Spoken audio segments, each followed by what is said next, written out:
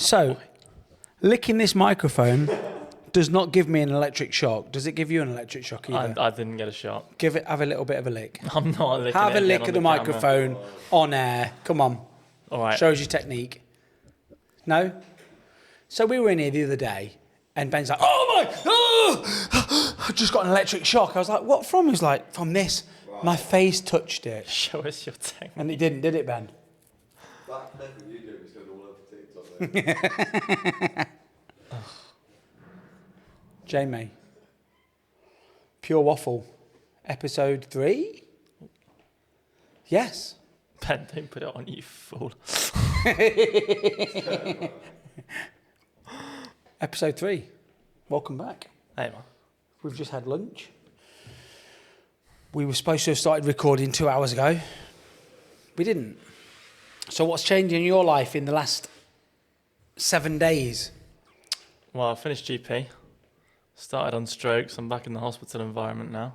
You started on what, strokes? Yeah, stroke unit, Swindon. In the hospital. So how many times are you doing whatever it is? So you've obviously done GP and now you're back into the stroke. What's the Structure of it. Yeah, so foundation training, you got 6 jobs, 3 in your first year, 3 in your second year, which is what I'm doing. So 4 months each, at least one community setting. Mine's GP, some people get psychiatry. And then my other 5 are in a hospital setting. So 2 to go, stroke unit and then orthopedics. Nice. And then what? And then you decide what you want to go into? Most people would, yeah. What are you tending towards? I'm not doing any more training. So what will you do after it then? Come back here, podcast more, do businessing, try and just explore some other avenues. You can also locum at that point as well. Which means what? Which means, you've heard of a contractor. It just sort of means picking up shifts as and when. So I could just book in, go and work at the hospital for a day, just as and when I wanted to. So you totally fucked off with the whole thing? Well, I'm not doing any more medical training at the minute. I mean, I've done it for the last 7 years in a row. I mean, that's a big commitment. And it's huge. It's huge. I don't it's like a third of your life almost. 7 years. You know what I mean? Pretty bad life. Well, what are you, 25? Oh, right. We thought you meant... No, I'm saying it's like almost a third of your life has been medical training. Yeah. What are you, 25? 26. 26. So, all right, a quarter. Yeah, that's enough for me for a while. So you've done your... How long could you continue training for? What, as in if you went to a given speciality, how long would the training be? No, so you're coming to the end of whatever it is and you've just says, I'm going to stop training, I'm not going to do it anymore. How long could you keep kicking that can down the road for? Well, so it depends on the speciality that you want to go into. The shortest training program is GP, which is another 3 years. So if you think from going to med school to qualifying as a GP, quickest you could, yeah, exactly, is 10 years. Other specialties take far longer. I think ENT is about 9 or 10 years of extra training. After another 9 or 10 years on top of what you are. So you're 26, so 36 years old, you're qualified as an ENT surgeon? I mean, not even surgeon, is it? 7 as a minimum. So yeah, no, to answer your question, you could kick that can for a very long time. And you're earning fuck all. It's not fuck all. I mean, it's about... So how much are you earning right now then? So people watching hour. this are thinking, doctor, Yeah. 7 years training, Yeah. working in hospitals, done GP. What are you coming out with a month gross? I'm not in the pension scheme. My last paycheck was 2,200. Which is peanuts. And then obviously... How the fuck can you live on £2,200 a month? Oh, you've got to be clever by it. I mean, You can't live. You can exist. I Well, didn't say yeah, exist. sure, I yeah. said, how can you live? And there's a big difference. No, a massive difference. I mean, when I was living in Bath, most of my friends were paying between... Well, they were paying $850 north just for their living expenses with energy bills and whatnot.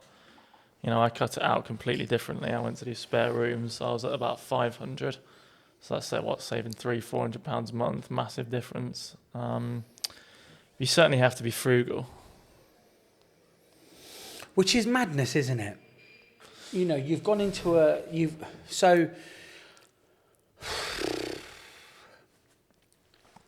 ultimately, all we all want to do is live a decent life. And you're 26 years old. How many years off living a decent life do you think you are financially? What would you say? Like a decent life. So mortgage, nice car, couple of kids in school, holiday once to twice a year, a few of the trimmings. What do you reckon you are off from that? Because I reckon that's cost. I reckon that lifestyle is $4,500 a month. So, I mean, I'll answer it in a different way because obviously the route I'm going to take is very, very different and is unique to me. It was quite financially mapped out, but certainly not doing medical training. If I was to continue on the road that most medics do, how long would that be before $4,500 is coming in? So we're talking 60 grand a year, aren't we? 50 grand a year? 4.5K take home pay? 70 grand a year, isn't it?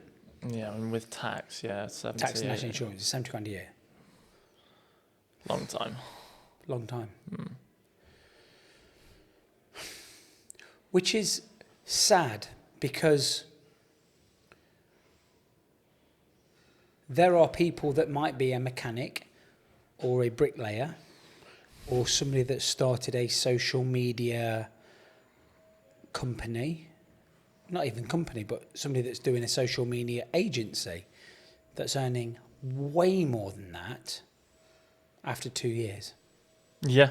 So one of the most noble vocations, one of the most important elements of society is scratching a living and is 15 years deep until they could say, actually, I'm now comfortable and living a good life. Yeah, sure. Which is bullshit. Total and utter fucking bullshit. In 2023, in one of the richest countries in the world, it's nonsense. It's fucking infuriating. And I don't know what the answer is. It's a problem, isn't it? The reality of the situation is that 4 out of 10 junior doctors are considering leaving the NHS, and that's undoubtedly due to the reasons which you and I are discussing now. I think it's very hard. I mean, I don't want to come across as sounding ungrateful because, you know, there are discrepancies in society. And I think my salary at the minute is around the 36 mark. You know, I'm 26. You know, that's not bad. Yes, I've killed myself to get to this point. You know, but there are a lot of people who wouldn't even achieve that. So I don't want to stand here and complain. Let me just stop you for 1 second. When we say killing yourself, you've taught yourself how to speak Italian fluently and Spanish whilst learning med. So I didn't say I killed myself in med school. I think you're probably one of the most extraordinary people I've ever met, in the sense that you can be obsessed with multiple things at the same time. And I can't do that. But just as a caveat to this, Jamie was round my house one evening and we watched a film called Limitless. And this guy took this pill and taught himself 2 languages, this, that and the other. And he said, I'm going to learn how to speak Italian. And lo and behold, 2 or 3 years later, you are fluent in Italian. Yeah, it's 18 months. 18 months, which is phenomenal. But not everybody's got that capacity that you have. So you probably killed yourself in a lot of different ways. A lot of people would go to possibly university and med school and kill themselves in going out and drinking and shagging and taking drugs. But you killed yourself in different ways, in learning another language, in probably learning 2 languages and learning how to trade stocks and crypto and all of those things, and nutrition and all of those things, which is phenomenal. And I'm not entirely sure many people have told you that in your life before, but what you've achieved is phenomenal and is far more than the 1% of society. We're talking 0.00001%. So you should be extremely proud of yourself for getting to this stage, knowing what you know and having done the things that you've done, and still being a stable, functional, friendly and likable person is phenomenal. That's very kind. But that's the truth. You know, you've gone about it in a method that most people would turn to jelly and wouldn't contemplate doing it. But it just shows you what we are capable of, doesn't it? Yeah. And whether it's ADHD, whether it's slightly autistic, whether it's whatever it is, whatever your neurodivergent or neuro-non-typical thing is, they are superpowers if you can harness them. And I think I've probably been able to do it a little bit, and I think you've probably gone on to the next level. Because neither of us are normal, are we? No. No. Sure. But what is normal? What's normal? What the fuck is normal? Yeah, well, normal exists in a whole variety of shapes and forms, doesn't it? Yeah, I mean, there's a few questions to answer from that. Well, first of all, the first thing I would say to that is I have zero linguistic talent, and I do speak 3 languages, which is essentially why I'm writing a book. You know, we had a conversation about this before. What is a clever person? Well, it doesn't really make sense because most people refer to academic intelligence, but there's far more types than that. We've got academic, traditional, linguistic, observational, critical thinking, social intelligence, in my opinion, the most important. Certainly the one which has improved my life the most.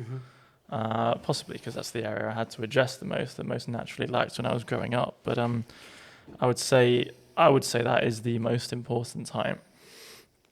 And that's why that's why I'm writing a book on it, because when you can harness it and redefine your learning methods, your capabilities exponentially increase. And the whole premise of this book is that. But let me just stop you before you talk about your book, Mm. because I started writing a book 2 years ago that's not finished.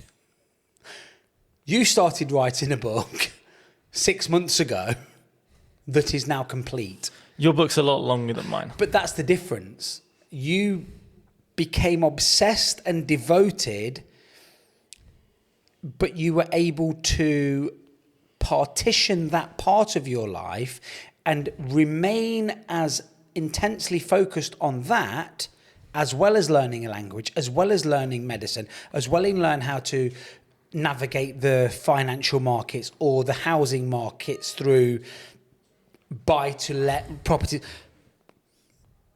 I can only ever do one thing at a time. It's easier doing one thing at a time. It is, but I'm not even talking about easier. I'm talking about I can become wholly obsessed with something, but that is it. Like I've been doing carnivore diet for the last 10 days. That's it. I'm just completely obsessed with that. You still remain functioning on your TikToking and podcasting. Functioning is a different to becoming obsessed. Well, I don't know. We've never had this discussion. Maybe you are just functioning in the other elements. I think that's the key, isn't it? One of the most important things is that you do have to learn in some respects is what's the minimum I can do to function well. Yeah, which has been my life story. Yeah, I mean, you don't want to adopt that habit for everything, do you? Because it is important to really focus yourself in one area and see what happens, because the benefits you will reap are numerous. With that said, it is impractical to employ that sort of strategy across a whole variety of different elements, so it's important to have that balance. Maybe it's not even impractical, maybe it's impossible.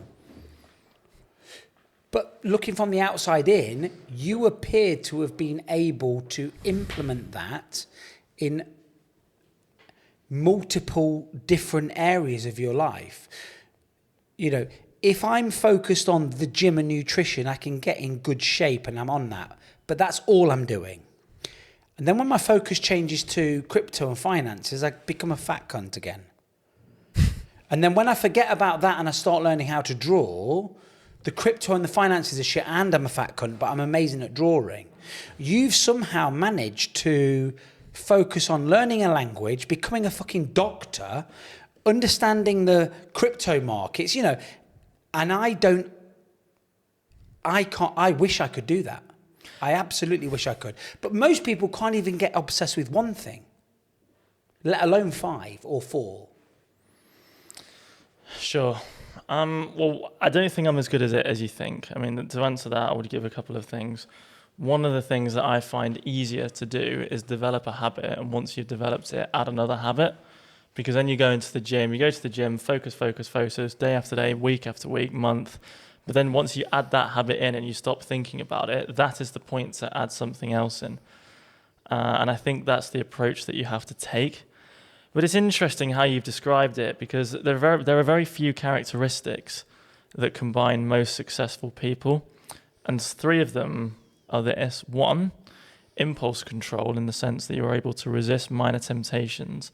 The long-term goal is far more important than the day-to-day distractions. I think you and I both have that quite well. I think you have that better than I do. Possibly, but that's one I thing. I can easily get sidetracked, and I'm the kind of person that, let's just say, for example, that my goal was to earn £10,000. Yeah. I can fucking zone in like a laser to 6.5 grand. Sure. And then I think I've done it. Yeah. And then it just slips away. Yeah. And as I'm almost at that finishing line, it's like that sprinter that's ahead the whole way, and for the last 5 meters, they just coast, and then someone overtakes them. That's me. That's how I feel I am with most things. So I get pretty decent at most things quickly, and then it just slips. Well, I think there's a lot to be said for that philosophy. The other 2 factors, one of them is that people feel that they deserve better, and that can come across as arrogance or self-entitledness, which is understandable, but it's not really that. But you feel like you deserve better and want to aim at better, and you can, and therefore people do. And the other factor is that people can be highly insecure, very afraid of failures. I certainly judge my failures very, very harshly. So I think in a certain way I probably fit into all 3 categories quite well. Yeah. But it's interesting, isn't it? Just before we lose the topic completely, which we already have, like we were on about doctor financing before. 4 out of 10 junior doctors are considering leaving the NHS. The reality is, if I were to go and work in Australia now, my salary would double. Or thereabouts. Like instantly, without any extra... without becoming anything better than you are. You get paid about double when you work about 20% less. It's incredible. And is that generally a doctor in Australia, or is that an overseas doctor? Australia is particularly good. New Zealand is very good as well. And regardless of whether you think, doctors should be paid more or less, it's about right. The reality of the situation is that we have these other options available. So regardless of what you think morally, if someone can go to a lovely country, earn nearly twice as much as what they're doing, have a better working conditions, better environments, and work less, then that is an option that a lot of people are going to take. Sure. And so I actually think the moral question becomes irrelevant, because I don't think it changes what the government should do going forward, if that makes sense. How can you compete with that? What's the argument for it not being at the same level? So what's the argument for UK doctors and New Zealand doctors not being at parity? What's the argument for that? Why are we so far less? Is it can't be cost of living, it can't be GDP, it can't be anything that you it certainly is going to be related to the financial sector, isn't it? It's big political questions. But there are more people in the UK. There are more taxes coming in. So you would assume that the civil servants are getting paid as a percentage of... The UK economy is higher than the Australian economy, is higher than the New Zealand economy. I think we're 5th in the world. So you would assume that... We have a higher population, though. Is it higher per capita, or is it just higher as a gross value? Because India has huge rates of poverty, and it has one of the top 10 economies in the world. But it also has the second most populated country on the planet after China. Yeah, well, that's the point, isn't it? So that's why I'm saying if you were to take a bigger economy, I imagine that India is bigger than ours, but we have a higher standard of living. So, I mean, it's a crucial factor to take into account. Why doctors are paid far less here, I'm not sure. I'm not convinced it's that out of keeping with the rest of Europe, to be honest. Certainly, if I was to go and work in Italy, I would be paid less. Switzerland, it would be far more. Spain, France, but then I think is the similar. cost of living in those countries less? So that Well, in your Switzerland, it's far pound more. But is far more. I mean, that's the thing. It's all relative, isn't it? Yeah, it's interesting. It's tough times for the government. I would not want... Well, actually, I would want to be in charge, certainly. Who are you voting for in the next election? I'm not sure. In the local elections, I've voted for candidates from both parties. Yeah.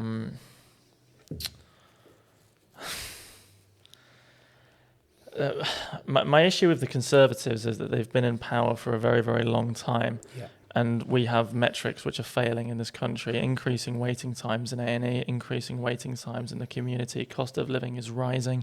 Generally, quality of living has gone down. And certainly it's gone down in some areas. My issue with Labour is that it's far easier to rally around a problem than it is a solution. And I think Labour are far better at highlighting problems than they are about proposing solutions to them. Is that not the case for any opposition party? But it's dangerous. It's really dangerous because people don't really know what they're voting for. And they also like to completely discredit the other side.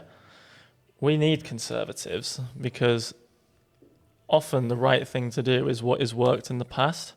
And you need the left as well because a lot of the time, the right thing to do is something new and innovative. And that's why you have to have that discussion.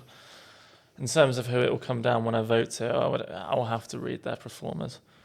Generally, in the last 10 years, I feel that the left is more left than the right is right, if that makes sense. Yes. And therefore, I feel quite central, I would say. And therefore, I am more inclined to go to the more conservative side, certainly in the last few years, because I feel that actually better represents a more neutral perspective. Certainly with Jeremy Corbyn, I could never vote for Jeremy Corbyn. The guy, he won't even call Hamas a terrorist group. Keith Starmer, again, it's not election time, so I'm not read up on this, but I certainly seems to be more balanced. I'm not sure. Who do you think you're going to vote for? I mean, I voted Conservative the last one. I did vote for Brexit on the premise of I wrongly or rightly believe that we should have the power to create our own laws, decisions on borders and things like that. Has it backfired? I don't know. I don't think the COVID issue helped with things. I don't think we were told the whole truth. Do you think COVID was man-made? It definitely came from the lab. 100%. Is that what? Yeah. 100%. There is no chance that was it UN? Well, it was a global laboratory that was working on gain of function for viruses, that was working on COVID type things. Somehow, all of a sudden, the epicenter of a global pandemic. I mean, it's like basically the fucking town that we're in now, isn't it? So we're in Loughborough. Imagine if you and I were pissing about with something now, and then, it just so happens that in Loughborough was the epicenter of blah, blah, blah, blah, blah. I think it came from there. Now, the question I've got is, was it on purpose?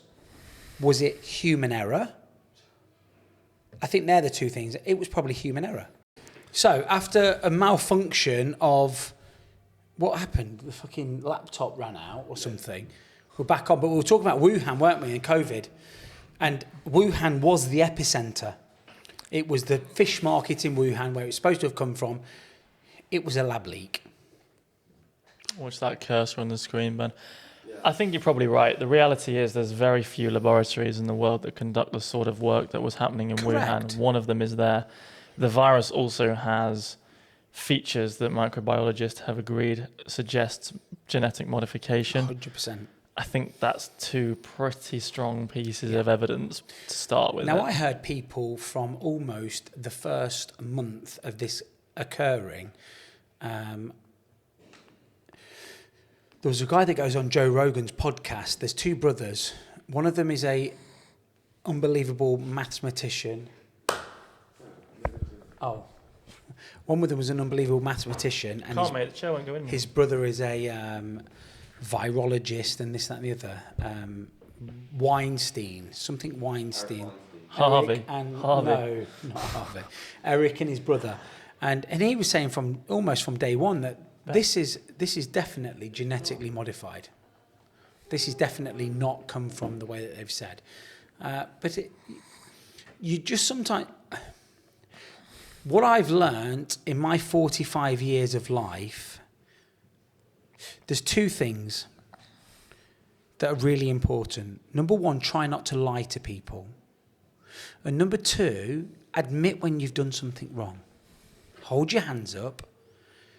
And if they'd have come out after the second or third week and said, do you know what, guys, we fucked up. It was a lab leak. It came out. This has happened. I think the world would have got behind them. Everybody's a human at the end of the day.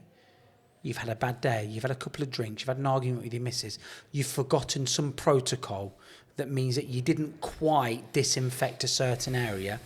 We understand that. But the bullshit and the lies and the deceit is what gets people's back up. I have never once had somebody, when I've done something wrong and I've said, do you know what? I did do that and I did say that and it was wrong and I apologise. I've never had a single person turn around and have a negative reaction to that. It's always been positive. Sure. I agree. I could understand why they did lie, because you and I have never made a mistake that have cost millions and millions of lives, have we? Correct. And there are, without doubt, people that would feel differently, would feel less forgiving, if a relative has just died from it. With that said, has this been the most constructive way of fixing it? I don't know. I'm not sure. For argument's sake, let's say that it was man-made error in Wuhan in China. Had they held their hands up, would it have changed the international response to it? Would it have really changed how this plays out? I'm not sure it would have. I think protocols have probably been put in place anyway. Yes. To try and stop this from happening. Again, it's interesting that you named alcohol in it, actually, because a lot of mistakes do come from alcohol, don't they? How many divorces happen, do you think, because of alcohol? How many assaults? How many thefts? How many criminal damage?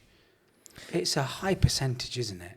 35% of murder victims test positive for alcohol. The statistics are very similar. Victims? Of murder victims, the statistics are very similar for the perpetrators as well. For rape victims, it's about double. Some studies have estimated that 80% of sexual assaults involve alcohol from one or both parties. Yeah. It's not immediately obvious to me that alcohol should have a... I don't know how to phrase this. Demonising it. I don't think... It's not immediately obvious to me that alcohol should be legal in place of other drugs. Now, I'm not saying that other drugs should be legalised, but I'm going to say if you take the comparison between them, the differences, to me, aren't immediately obvious. Yeah. Well, the differences are immediately obvious because there's no money involved in the other drugs. No, I mean, I'm on about the medical whatever. statistics and come behind it. Yes. And, I mean, what else can you say about it? We've not even started to talk about road traffic collisions, suicides, depression. Yes. If you want to quit cocaine... Terrible financial... Of course, yeah. Losing money, crypto trading on 100x leverage because you've had half a bottle of whiskey. And If you want to reduce suicide, rape, depression, murder, ban alcohol. Yes. If you want to quit cocaine, quit alcohol. I have never seen somebody overcome a job. You've got big views on this, haven't you? Actually, we've spoken about this at length before. Well, which one? What in particular? About the cocaine and the alcohol. I've never seen anybody quit cocaine unless they first overcome alcohol, because I've never done it myself. you haven't done it, but we both know people who have done it. We've been in that environment. Yeah. When have you seen someone who's sober take cocaine? I've never seen it in my life. I have. Have you? Yes. I've had people that have been quite close to me in terms of friendships that I do know for a fact used cocaine sober in the middle of the day and things like that. Sure. And that's when it became a problem. I'm not saying it doesn't happen. Of course not. That's an But I think absurd what you're claim to talking about make. is recreational cocaine is of a night out, had a few drinks, somebody orders a bag in, and it spirals out of there because you lose your inhibitions, don't you? When Yeah, you of have a course few you do. drinks? Yeah. And as you said, it's the amount of therapy. However, objectively, you understand that you need to overcome an addiction. Let's take cocaine in this Yes. instance, but I think it applies to probably all other recreational drugs as well. You do not give a flying about it once you are already intoxicated in that environment. Correct. Um, Talk to us about, because I only first knew about this about 6 months ago in a pub in Newark when I was going for a shit, and on the back of the toilet door it had a sign talking about the dangers of cocaine and alcohol and it making a different substance. Yeah, you're absolutely right. So when it's not that unique to cocaine actually. Alcohol interacts with a lot of compounds. I mean, I'll start by talking about alcohol because alcohol is a highly unusual compound. To cross certain barriers in the body, a drug has to be lipid soluble. To cross other boundaries, it has to be water soluble. Yes. Water is alcohol is very unusual because it's both lipid soluble and water soluble. And what does that mean in reality? It means Make sure you're just talking like into your mic there, just so we can definitely hear it. Is that not good, Ben? It probably is, but we don't always know until we see it. It's right next to my I know. mouth. But you were kind of there. That's fine. What does that mean in reality? Alcohol goes flipping everywhere. Yeah. It interacts with an awful lot of things as well. And you're absolutely right. When you have cocaine and alcohol together, you actually make a new compound, the effects of which are stronger than the effects of its individual components. I think it's called cocaine ethylene. Yeah. Certainly something very similar. So stronger than its component parts in what sense? 1 + 1. Inhibitions? It's like, well, I mean, in terms of, the effects of cocaine and alcohol are both numerous. Certain aspects become amplified when you do them together. I wouldn't be able to talk to you in detail about Sure. what they are. But the concept of it is like 1 + 1 = 3, Yes. if that makes sense. So it compounds. Yeah. But it's not that unusual just to cocaine. When you have marijuana and alcohol, the effects become significantly worse as well. Okay. It's worse than taking either compound individually. Which is crazy because, like you've just said, once you're intoxicated with alcohol, your inhibitions are so low that you then... And it's what you've heard before about this idea of a gateway drug, isn't it? Sure. And alcohol is the gateway drug. Alcohol is it's the gateway drug. to other drugs. It's Yeah. the gateway drug to violence. Yeah. Absolutely to violence. It's the gateway drug to... In the past, when I'm not a nice person sometimes after I've had a few drinks. Sure. I can be very aggressive, very short-tempered, very illogical, and also very open to trying different things. And that's I'm sure that's the same for everybody. So what other drugs have this sort of amplification after being intoxicated? I mean, this one's a little bit different, but a very obvious example is benzodiazepines, lorazepam, midazolam. What, you're going to be better on the street names of these because you're... Fuck those. Is it Annex? Adderall? No, that's a stimulant, isn't it? I don't know. Adderall. I think it's Xanax. Xanax, I've heard of that. Xanax. I think it's a benzo. I can't remember which one. Which are what, painkillers? They're not painkillers. I mean, they're principally used as anti-anxiety medications, but they have very similar mechanisms in certain regards to alcohol. So when you take these together, well, it's like plowing down the same highway, if that makes sense. Yeah. It's like the difference between like an apple and an orange. The effects that you're going to observe, a lot of them are going to overlap, if that makes sense. And when people take these medications together, certainly it's far stronger because although you are taking a different compound, they do come from a similar class, so it can be considered taking more and more. Are they opioids? Opioids is another one. They're not opioids. So opioids is a class in itself, but it's a very good example because it's another one with heavy overlap. Yeah. They slow your respiratory rate. They cause inhibition. What are your thoughts on fentanyl? Because I'm hearing a lot of this is now starting to cross the pond from America. So what the fuck is fentanyl? Okay, in terms of crossing the pond, I think it's inevitable because fentanyl is another opioid. In difference to heroin, tramadol, codeine, Yeah. more of the effects are felt in the brain. So, for instance, fentanyl is an extremely powerful painkiller, but it will give you more of a buzz than morphine. Right. So does that make sense? The recreational effects. So it has almost a psychoactive ingredient to it as well. The recreational effects of fentanyl are relatively stronger than most other opioids. Yeah. Which means that... Stronger than heroin?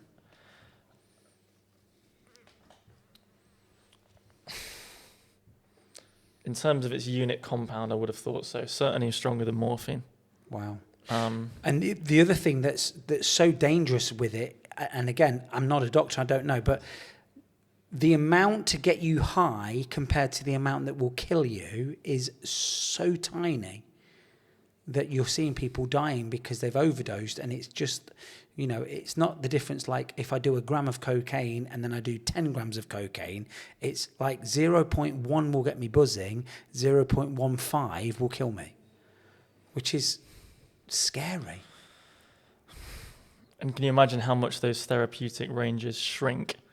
Therapeutic, that is a completely, and I'm in doctor mode, that's a completely inappropriate use of that term because we're not talking about fentanyl within a therapeutic context, are we? But imagine how much that safety window is reduced when you throw alcohol into the mix as well.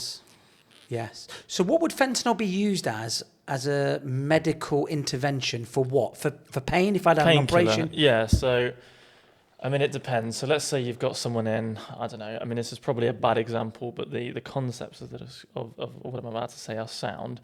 It is a stronger painkiller. So if you've got something hurting, you take paracetamol. If that doesn't work, you add ibuprofen. If that's still not working, you go to a weak opioid at that point, which is codeine. Yes. Then you add tramadol, which is an intermediate opioid. The next step up from that would be morphine. If morphine's not working, at that point, I might consider prescribing someone fentanyl. Wow. That's the steps that you've got to go through to get to it. I actually don't like prescribing opioids, certainly if I don't have to. If someone's in acute pain, then I've got no qualms about doing it whatsoever. But certainly when I have patients come in with back pain, I don't refuse to prescribe them painkillers, of course I don't, but I do have a conversation with them and it goes like this. And I'm like, look, the evidence for these painkillers are not that great for chronic back pain. This would be my worry if we were to prescribe you codeine. You take the codeine and the pain would go away. It would be effective, but you would start to build up a tolerance, and over time this painkiller will become far less effective. At that point, what's happened in the past, well, people get moved up to tramadol. Again, it works for a little bit and then they become resistant. At that point, you're at a point, codeine, regular painkillers and tramadol are not working. You have an addiction to these medications and you still have back pain. What do you do at that point? Do you go to morphine? Well, clearly that's still going down the wrong road, isn't it? Yeah. And I'm 100%, I mean, obviously pills are very important in medicine. Have pills been completely misused by doctors in the past? Yes. Any doctor who denies it is wrong. I mean, take what happened to Jordan Peterson, for example. So he was prescribed regular benzodiazepines for anxiety. I can't get my head around this whatsoever. The withdrawal side effects from these medications are genuinely terrible. So I went to, you know, you and I have got zero skeletons. No one can hear it, so Can't hear it. I've got zero Just the skeletons. TikTok. Yeah. Podcast, fine though. In the closet, and when I went through my marriage breakup, I obviously went to the doctors and they prescribed me benzos, didn't they? Yeah. And I had no idea what they were. Yeah. Took them for a couple of days. You phoned me up. You were like, what are these? Yeah, and I didn't feel anything from them. Sure. Like nothing. Like it was almost like I'd taken a paracetamol. Under what circumstances did you take them? I can't remember now. It was 5-6 years ago, but it was gone to the doctors, gone through the marriage breakup, feeling shit, feeling low, feeling down, obviously drinking alcohol, all of these things that weren't considered. And it was, here's a prescription, take these, and we'll go from there. And took them for a couple of days, and it was like no good. It did nothing for me. You done absolutely the right thing by not continuing to take them. Yeah, the worst thing you could have done would be to add another medication or a stronger dose of it and then build up. You've not taken the original stressor away, but now you've got medication overdose as a part, and obviously tolerance and side effects starts to play into that as well. It's a mistake that many people But make. I'm very, very acutely responsive to codeine. So codeine sends me off my head. And when I had my operation on my knee last December, the 23rd or 2nd of December, they gave me some codeine as painkillers, and it put me, in actual fact, there's a part in my book that I've written, and I talk about this. And the best way I've got of describing the feeling that they gave me was, can you remember as a kid when you wake up on a Sunday morning and think that you've got school? And for those 10 to 15 seconds, you're like, fuck, I've got school. And then the realization comes to you that actually it's Sunday and you don't need to get out of bed. You can wrap yourself back up in that warm blanket. One of the best feelings. Is one of the best feelings you've got. That's what those codeine tablets made me feel like. Now, I've watched documentaries before on people describing what heroin feels like. And it vividly sticks out in my mind. And this woman was like, have you ever worked like a 12, 14-hour shift, physical work, and you're absolutely knackered, and you get home and you get yourself into bed, and those first 10 to 15 seconds where you're just in the bed, in the warmth, wrapped up, cozy, everything's done. She was like, that's what heroin feels like. And I understand that from the feeling that codeine gave me. And that was the only way I can feel of it.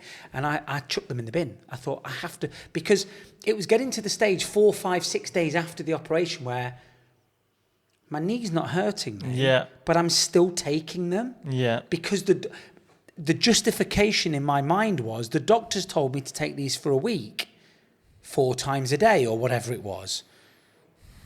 But I wasn't. Is that what they told you?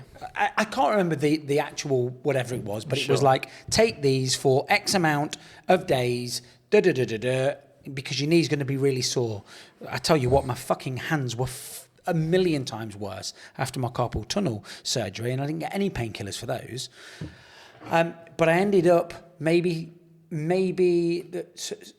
like the day after Boxing Day, so the 27th of December, chuck them in the bin. I thought, I've got to chuck these in the bin now because I'm waking up in the morning and I'm looking forward to taking my first dose. Sure. And I thought, this is going to lead me down a very sticky route. Yeah. Because everything was great and good and fuzzy and warm and loving, and it leads us back quite nicely to when you asked why is fentanyl coming over from the States. Yeah. If you consider codeine as stage 1, fentanyl is, if you consider codeine as level 1, fentanyl is level 5. Right. So codeine, tramadol, morphine, stage 4.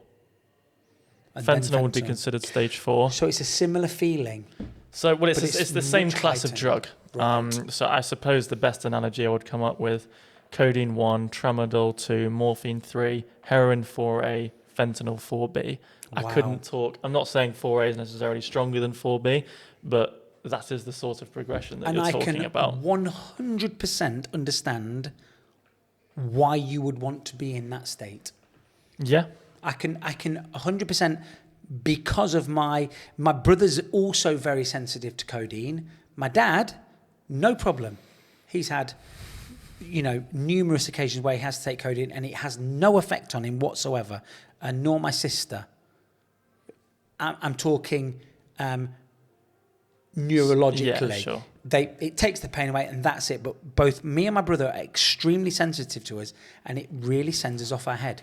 It's interesting because I actually try to avoid prescribing codeine if possible. Yeah. I prescribe a very similar drug called dihydrocodeine the genetic responses to codeine are significant in the sense that you, myself, Ben, could take one and we might experience quite different effects. Yes. Certainly the effectiveness of the compound could vary quite significantly. Dihydrocodeine, which is an alternative, you do not observe the differences to the same extent, and I think generally the side effect profile is better as well. Right. It's more expensive, but 100%. Of course you can see why people get addicted to things. And if you can't appreciate that, then ask yourself the question, why does it happen? I mean, and it's not like it just happens, it can be quite indiscriminate to different people in society. I mean, like, bless you, comes back to what we were talking about. If you put people in different environments, their outcomes become completely different. Yes. The reality is, what would the heroin addictions be if everyone was forced to try it at some point in their life? Well, clearly it would be off the scale, wouldn't it? Well, I was listening to something that was it was a guy, I think he was doing a TED talk. He was doing a TED talk. It was a British guy doing a TED talk, and he was talking about addictions, and he was saying, if I said to everybody in the room here that I'm going to administer every single one of you for the next 14 days heroin, Yeah. how many of you in this room do you think would be addicted to it after you came off? And everyone put their hands up. And he said, if any of you were in a severe car accident and you'd broken multiple limbs and you were in hospital, you would be given pharmaceutical grade morphine, which is almost the same as heroin. We put it at stage level 3. Okay. Heroin level 4. And you would take it for the 14 days and you would stop. There would be no withdrawals. You would be absolutely fine. You'd go out of hospital and you wouldn't be a heroin addict or a morphine addict most of the time. Why is that? Because it's almost the same thing. In actual fact, the morphine you get in a hospital is probably far better than the heroin that you're getting off the street corner for £5 for a wrap or whatever it might be. And it's those social situations and circumstances that surround it. It's the mental state that you're in and the reasons why you're trying to go there. But the effects are probably far better in hospital on the morphine than they are in the flats. Well, heroin is purely recreational, isn't it? Morphine is an FDA medically approved drug that I myself have prescribed on many occasions. Yes, but surely far more potent. Heroin. Morphine. More potent than some heroin that you're getting from the street corner that's mixed with this and mixed with that. Heroin is almost always taken intravenously. Yes. And the effects, as far as I'm aware, last far longer for heroin. Morphine, if possible, I would prescribe a tablet, or more realistically, it actually comes as a little bit of liquid that you just squirt into. Or take as a... Yeah, exactly. Yeah. You can prescribe it intravenously. The doses are also completely different. So I would prescribe the minimum dose required to achieve an adequate pain relief.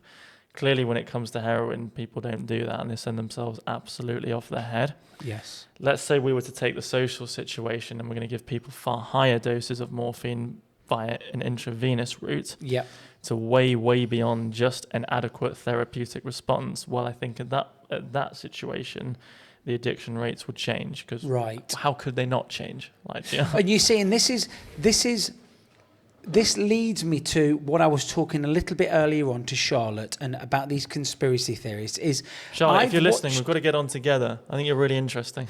I've watched TED Talks, and the way that this man presented this was very, very, and I was, taken aback by it. But when you speak to somebody that actually knows what they're talking about, like yourself in this field, that makes complete sense. He wasn't comparing apples for apples. He wasn't comparing a morphine tablet that you're taking compared to intravenously administered heroin. When you're talking apples for apples and you're saying to me, well, actually, if we were given the same dose of morphine intravenously, I think the addiction rates would probably be quite similar. And that's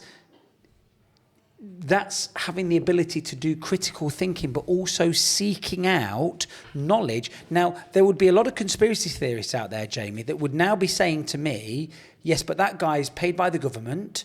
He's a shill. He doesn't know what he's talking about. All science is a lie. Yeah. And the only reason he's saying that is because he's towing the line. Whereas I would say that's nonsense because I've known this guy since he was 4. He's just devoted 7 to 8 years of his life into a subject that I know almost nothing about, but a soundbite on TikTok by somebody that seems like they know what they're talking about can sway my Of course. difference. And I think that's a lesson that we need to learn, that I completely understand what you've just said now, and it makes sense to me. But at face value, it doesn't always. Well, it comes back to what we said. You need to read that latest chapter in my book. I'll send it over to you, The Flat Earth. It is very easy to construe information if presented in a confident, influential manner. People interpret it as factitious because that's human nature. We are gullible by default, certainly Yes. a lot of us, with the exception of people who suffer strongly from negativity bias. But it's absolutely true. I mean, I can't comment on this TED Talk. I don't know the circumstances under which it was said. With that said, if I was not going to lay it out and tell you as it is, certainly, okay, let's try and make this conversation a little bit more realistic, relatable. What are the differences and similarities between it? I could very easily take the same information and construe it in a completely, almost a false manner. Yes. Well, it's like statistics can be moulded to give one side of a story or the other side of the story, depending on how the statistics are interpreted. And that's always something that you have to take into consideration. I mean, the other thing that he was talking about a study done with rats, and rats or mice that were kept solitary, and there was a feeding bottle that had something in it. Now, I'm not 100% sure what was in it. It may have been an opioid or something that was highly addictive. When the rat was on its own, it relied solely on it and became highly addicted to it. But there was a group of rats that were left in this very social environment. It was open. There was things for them to do. There was a lot of stimulation mentally and physically. And they had the same bottle of whatever this was in the corner, water with an opioid in. And none of them became dependent on it. They tried it a couple of times and were like, whatever. And what his argument was, the social construct around you, possibly as well as an addictive personality, can have a very profound outcome compared to the same people in an environment where they are being stimulated and they have got friends and they've got a great support network. When those things are offered to them, they don't become alcoholics or drug addicts or sex addicts. They dabble in it and go, yeah, that was good, but I can actually then continue with my normal life. Whereas the solitary, depressed, almost secluded from everything, they then turn to that one thing that gives them that dopamine hit or whatever it might be. And I think that sounds like a very reasonable thing to say, doesn't it? Certainly the social situations in which people find themselves massively influence their decision. And as we've already talked about, alcohol, cocaine, other drugs, other party drugs. And, what he said there is absolutely the case. And what he said before is not wrong. No. It is vastly incomplete. Yes. I think what he was possibly trying to get across to was the average Joe Bloggs on the street. If you said to them, if I gave you heroin 6 times a day for 7 days in a row, you would all assume that you would be an absolute addict and that was the end of your life. Whereas you can go to a hospital and be administered morphine, which is very similar for the same amount of time, and come out of it. And because it wasn't necessarily being taken recreationally, you didn't have the same thoughts of this is the same as this, because there's a lot of people out there that do not think that morphine and heroin are the same thing. There will be. Like, probably the vast majority of people, if you said that to them, they'd be like, what? Are you sure? So I think your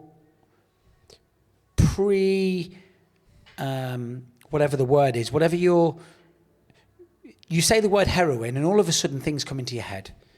It's negative. It's people in a underground alleyway, needles, dirty, can't function. You say morphine, and all of a sudden you think hospitals, pain relief, car accidents. So you're not really putting the two together. And does that in itself have an impact on, you know, I don't know. But that was the gist of what this TED Talk was about. Oh, it does, for sure. Yeah, you can still object it, because taking it recreationally crosses a mental barrier for some people, doesn't it? And that's a barrier that is not crossed by someone who's administered it therapeutically within a hospital environment.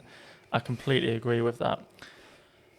The reality of this comparison is, though, there are so many variables which are different that it is difficult to draw conclusions as to what specifically causes the observed differences. Yeah. I think what you said is very, very valid. But the medical side that I said is also completely valid. 100%. You know, there's the cost and contacts, for instance. I mean, how many people would come out of the hospital and simply not know how to get morphine? 99.999%. Particularly of elderly adults. They wouldn't have a clue. I wouldn't have a clue. But But equally, how many adults, if you and I walked out into the streets of Loughborough now, would know how to go and score some heroin or cocaine? I wouldn't have a clue. I wouldn't have a fucking clue. Yeah. So the barrier to entry is probably quite similar in that sense.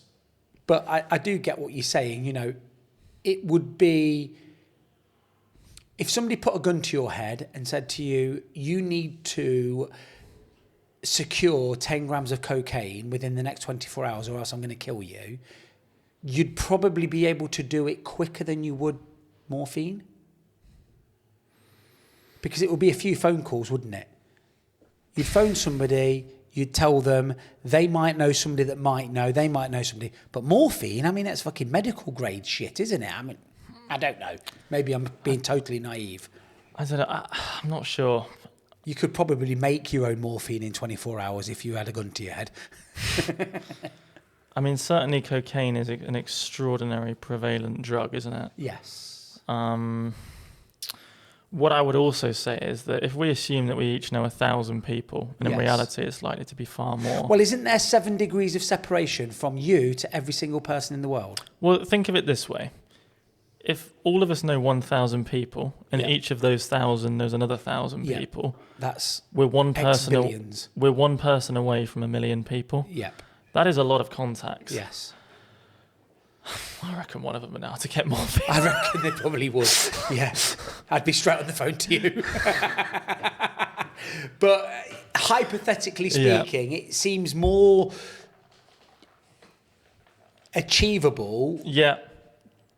to find a Class A drug off the streets than it would do a pharmaceutical grade drug that requires a prescription and medical Sure. help. Yeah, I totally agree. But that might not be the case. That might not be the case. I mean, you would assume, wouldn't you? I like that person analogy, though, because The what, sorry? I really like that people analogy, because when you think of it like that, your network is enormous. It's Enormous. It's far bigger than you think it is. It is. One of the things that can cause anxiety is people have a very low feeling of self-worth. Yes. But when you think of the network and how many people you are connected to, what you do matters. It Yeah. really matters. Yeah. It will ripple in ways that we cannot possibly imagine. I'll give you an example. For instance, a TikTok video which I put on, didn't really think about it, woke up overnight, had 140,000 views. My phone's blown up a little bit. Someone's texted me, I've not spoken to in 7 years, who's also a doctor, by the way, Yeah. who I did my A-level biology class in. It's like, hey man, how do you, suddenly it's put you back in contact with someone. Like, it was the most unthinkable consequence ever for what took me 2 minutes on my phone before I went to bed. And that's just, well, that's one example. I mean, But we live in such a connected world now that unless you take a pause and actually consciously think about just how connected we are, it becomes very easy for you to become wrapped up in this little bubble. You know, I have 200,000 people nearly that follow me on TikTok.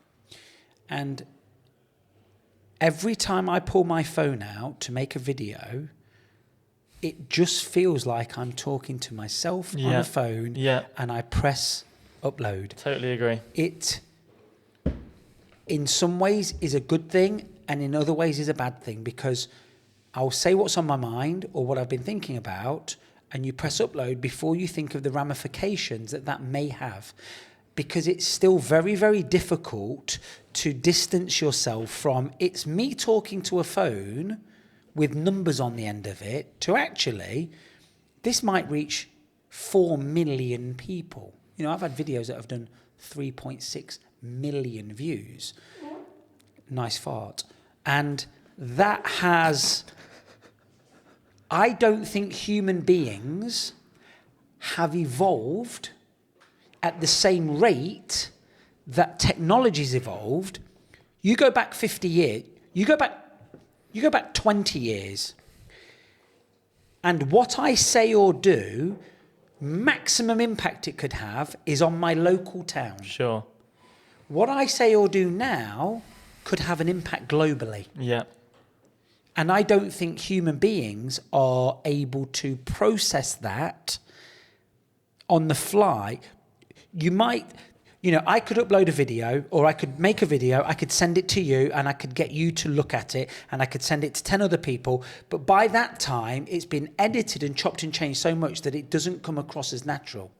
So it doesn't go viral anyway. The reason that these things go viral is because it's natural. It's like, fuck, this guy's talking from the heart, and he's talked shit before, but now he's not. And we don't realise the potential that has to go fucking apeshit viral, which is madness. And I don't think I think we're a long way off from understanding that. I completely agree.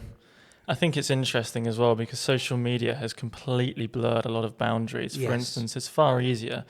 This just feels like you and I having a conversation, Correct. for instance, and Ben's jamming in the background doing whatever. But Think how many people this could listen to. this could Yeah. go out to 50 million people. Yeah. And it's far easier on a setting like this, which is artificially protected within its close vicinity, for you or I to really say what we think. But do you not think that that's the thing that pulls people in? Of course it is. Because it's not a Of course it is. soundbite. Over this last hour and a half, people have got to know you. Yeah. They've got to know me. We've maybe let things slip that we ordinarily wouldn't do, and they go, do you know what? I really like that guy. I mean, I get people commenting on my TikTok saying that Jamie Moncrief needs to be the next Prime Minister. That literally... Is that Jem? That was Jem. But equally... Who's Jem? We've got to get Jem. We've got to meet her. Jem is an absolute legend. A And hero. She's been with me since I've had like 10 followers. And she's commented The same and with me. liked but I'm talking like a year Yeah, and I 10 know, months. Or sure. a year and 2 months. And she's been there every step of the way, and she's seen my journey and my progress, and she's been there thick and thin through all of it. And I've said to her, she needs to come to the podcast. And I was thinking today, and this will be the first time that she's heard this, because I know she'll watch this, that I've got a role that I want her to play in this that I'll pay her to do. Okay. I've got to that stage. 100%. And it will be, hopefully, if she agrees to it, booking people in for certain things, managing emails, because he's fucking dog shit at that. He's dog shit at it. And all of that kind of stuff, because You are brilliant at he's good at what he does, and I'm good at what I do, but I'm equally shit at what I do, and he's got too much to be doing. You know, we've got... I'm trying to book people in for podcasts, and I don't know whether I've responded to them on TikTok, an email, Instagram, or Mate, YouTube. Get her on board. Obvious So choice somebody by a like mile. that. But yeah, it is an obvious choice, but I want to do it so that I can pay her to do it. Yeah, absolutely. And- yeah. But then the difficulty is, with that then comes responsibility on me keeping this going and bringing money in. It will. And We'll will do. figure it It out. will do. Well, of course we will, but that's ultimately what I want from it. So I've completely lost what we were talking about. I'll bring it back in a moment. But social media and having the spotlight on you is one thing, but being able to keep it real. So you know, for that last 5 minutes, you and I have just been talking like we're at the tennis club. There's no cameras there. There's no editing. There's nobody watching this, although there is. And I think that's what endears people to it. And this, I agree. this long I do agree. form type of content where people get to know you and understand you. And some of the videos that you made in the last couple of weeks have been taken out of context. I would challenge somebody to watch an entire video of ours and not understand where we're coming from, because during a long form conversation, I say something and you go, actually, you challenge me on that. And I go, do you know what? You're right. Yeah, no, I didn't mean it like that. I meant it like this. Yeah. And people don't get that in a 15-second TikTok or a soundbite. And I think this is where long form content is where it's at. And I think having a podcast, 2024, 2025 is so... How many podcasts do you think there are in the world at the minute? No idea. Wild guess, 8 billion people.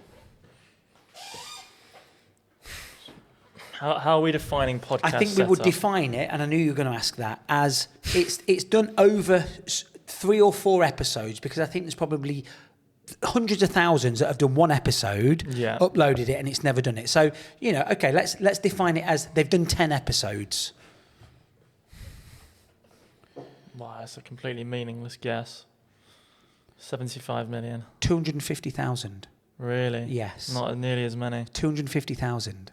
So when people go, everybody's podcasting, no. They're It's not. just that your algorithm is tuned into you enjoying podcast content, and it's showing you that. You know, somebody that believes that the Earth's flat automatically believes everybody thinks the Earth's flat, because that's what the algorithm is showing them. But yeah, there's about 250,000 what you would call active. That's nothing.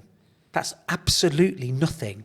So having a platform where you are, you know, and let's face it, and Ben said this to me the other day, he was like, Nick, he said, this time last year, none of this was possible. You know, you've just made some fucking TikTok videos, and to be fair, Ben's been behind me the whole way, cheerleading, giving me ideas. You know, the one person that's You kind researched all of this in 24 hours and told us what to get. 22 hours. But this was Ben's idea. This podcast was Ben's idea. He's like, Nick, I think you ought to start your own thing up. I says, okay, come up with some ideas. And he gave me some, and Pure Waffle stood out. I said, okay, we need a logo. I quite fancy a waffle in the background. He's gone away and done that. I know. So this is Amazing. kind of Ben's baby. And I've said to him, look, here's the money. There's $2,000. You go and buy the equipment. I don't know anything about the soundboard. I don't know anything about the cameras. And we've wasted a fucking lot of money on shit. But we've gone trial and error, and we've done that. And I've said to Ben, I've said, you know, at 16, 17 years old, he's learnt more now than he would have ever learnt at college or university, because he can now go and approach a big timer and say, I can run your podcast for you. I can tell you what stuff you need. I can edit it for you. I can do all of this.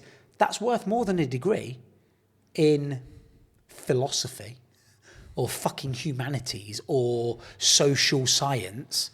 Because this guy can now go out there at 16 and make a decent wage and go, right, it's going to cost you $40,000 a year, but I'll run your podcast for you. I'll edit it for you. I'll show you how to get viral TikToks and all of these things that he's just learned through trial and error. Equally, probably I could do the same thing as well, and potentially you could as well. You know, we've learned more about wires and shit today, haven't we? And fucking putting sound systems and stuff up. And that's what I say to people. You don't need to be intelligent. You just need to give it a fucking go. And go balls deep with it. Because I go balls deep with it. You know, we've got fucking $5,000 worth of studio equipment here. Yeah, between us, I think I've got a pill for you, because you've been doing that a bit too much. Look, I think... Is that rash cleared up yet, Nick? The rash is gone. Marcus Rashford. I reckon you've probably got to get away to your thing, haven't you? What's the time? It's 4:20. Well, just do a bit more. It's interesting, before we get totally off track about social media, I think one of the things that has really shown up in the last couple of decades is this challenge that we now have to free speech. And it absolutely comes from what you've said. We might say something that blows up and has 2 million views tomorrow morning. Free speech does not mean anything. You don't know if you're a supporter of free speech unless you hear someone who you don't like saying something that you don't like or agree with. Yes. Doesn't mean anything at that point, does it? And I think that is one of the dangers and one of the challenges that's already been posed on quite a big level. Censorship, restrictions on free speech. Do you think? What do you think about that going forward?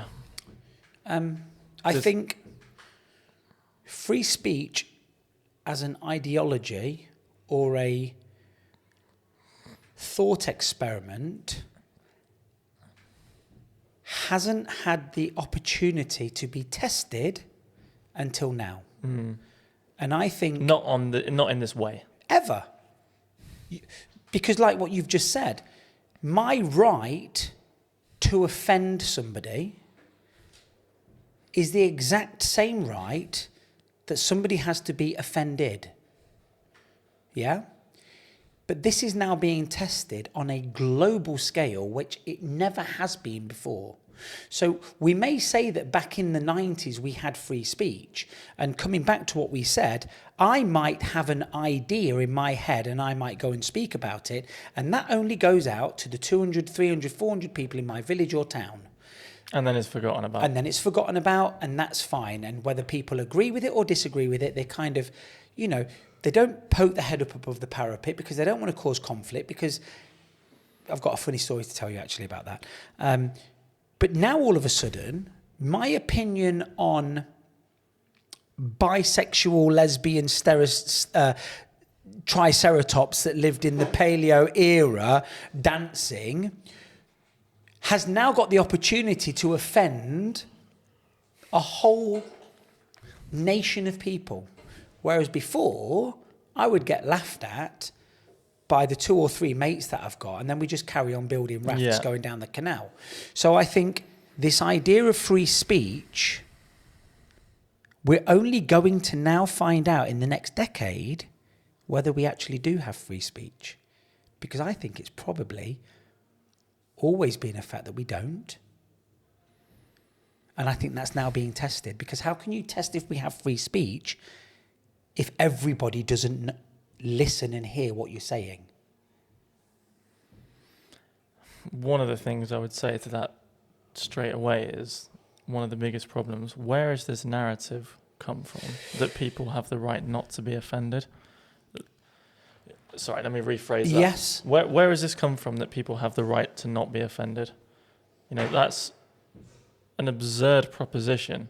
Offence is completely subjective, and a factual thing may be offensive to someone and not to another. Just because you're offended does not necessarily mean that you are right. I think it comes from 2 points. I think it comes from, firstly, if I say something factual that offends somebody, that's probably 1 in 100 people. Yeah? So I don't agree anymore. But okay, but you don't agree anymore now because that voice is being amplified to such an extent that 1 in 100 people now turns into 100,000 people. And those 100,000 people, even though they're still the minority, are extremely vocal and very, very easy to mobilise. Yeah. So that then becomes the narrative. Whereas if I offend... So here's my thing. What's the average number of eyes that human beings have? Which average? What's the average? If I said to you, what's the average number of eyes a human being has? It isn't 2. Depends how you define the average. But it's never 2. Well, in terms of its mean... If there was one person on the planet with 1 eye, that means that the average number of eyes human beings have is not 2. Well, it depends how you define the average. The median would be 2 and the mode would be 2 because that is the middle and the most common numerals. Okay. The mean is where you take, so for instance... You add them all up and you divide them by the number. So let's say if you've got... Yeah, exactly. So that's the mean. So that's different. Before we go into mathematics, we would agree that if I said to you how many eyes do human beings have, you would say 2. Yeah. However, there are thousands of people out there that don't have 2 eyes. Yeah. Now, if you go into a sunglasses shop to buy a pair of sunglasses or a pair of glasses, they don't make 1-eyed glasses, do they? And 1-eyed sunglasses. It's 2 eyes. You don't go and buy a pair of trousers that's got 1 leg in. You buy a pair of trousers that's got 2 legs in. The problem is the minority has now taken over the social discourse, and it now appears that the minority are more prevalent than they really are. Yeah. Should we make adjustments in society for people with 1 eye? Absolutely. Should we make adjustments for people with one leg? Absolutely. But that doesn't get away from the fact that most people have two legs and need trousers with two legs in. And most people have two eyes and need sunglasses with two lenses and glasses, etc. I'm colourblind. I can't see the difference between the red traffic light and the orange traffic light. They look exactly the same to me. It would be a very simple change that the world could do to change that middle light to blue. Then every colourblind person pretty much out there would be able to differentiate between the others. However, I don't believe the world should change for something that affects a very small portion of people that really doesn't have a huge impact on me, because I know the top light is stop and the bottom light is go. Do you understand what I'm saying? Yeah. Without saying it, what I'm saying is the minority now appear to be the majority because they're more vocal. They've got more time on their hands to go to these, whatever they are, petitions, and we're living in a very strange world now where the majority are scared to stick up to it. Yeah, of course. Absolutely. Social media in particular is rife with a tiny minority of people who make an awful lot of noise and seem to have this narrative that feelings are more important than truth. Yes. And look, I don't want to go down this route because I think feelings are important. Oh, we're not denying that at all. And I think society is always going to be better if we can try to cater for as many different feelings as possible. But what I do bear a grudge for is when somebody else's feelings override somebody else's feelings. And your feelings to be accepted because your feelings to get every Claire's accessory shop in the country selling one-eyed glasses because you feel that that's the right thing to do overrides everybody else's feeling to go, well, hang on a second. And this is probably going to give me a bit of backlash. There are too many disabled car parking spaces in car parks. How many times have you gone to a car park and not been able to find a car parking space, but there's fucking 50 disabled car parking spaces? Now, I'm not saying disabled car parking spaces aren't needed. Yeah, you're not saying that. There are too many. So what we've done is we've gone, okay, there are going to be 10 out of 1,000 people that need a car parking space. But if you look at that in a car park, that ratio is not representative. So you've got people driving around, using more petrol, endangering people and pedestrians because there aren't enough car parking spaces when there are 60 fucking disabled car parking spaces and 150 mums and parents car parking spaces sat there doing nothing. Yet the majority of people can't find a car parking space. And I just feel that that's where we are in society at the minute as a whole. And I know people are going to go, oh, you fucking you. Da, da, da, da, da. I've never seen every disabled car parking space in a car park filled. Let's just take the tennis club. How many car parking spaces are there? Two car parking spaces for disabled, and there's probably 20 in total. Have you ever seen a disabled person parking in a disabled car parking spot there? I was about to ask that. I've been there 20 odd years. We had a family membership to that tennis club when I was born. Yes. I've not seen a single disabled person go there. Correct. I don't know if that's dint of it being a tennis club and obviously a shop. Yes. Yes. But you know, if we went purely on statistics and then you look at it in 5 years' time and somebody's monitored it and they said, look, I know statistically that in the UK, X amount of people need a disabled car parking space, but we've monitored this car park now and 90% of the time, only 50% of the spaces have been being used. We need to now make a change and maybe change things. If there were a ridiculous amount of car accidents happening at traffic lights because colourblind people weren't able to differentiate between the colours, there needs to be an opportunity for us to go, right, we've observed this, maybe we need to make a change. But it almost seems as though we go, right, this is it, this is what we're going to do, we're never going to change that now. Ever. And I think that probably will change. And that brings us to what we were talking about. And, you know, we're not going to talk about what it actually means, but toilets and things like that. It's not pandering, but it's being afraid of the minority's vocal output and influence on social media over the greater good of society. I totally agree.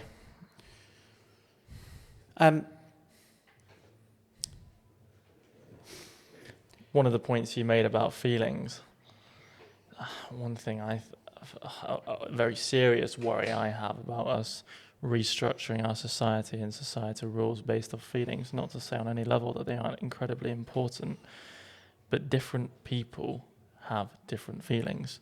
Facts do not change, Yes. if that makes sense. Yes. And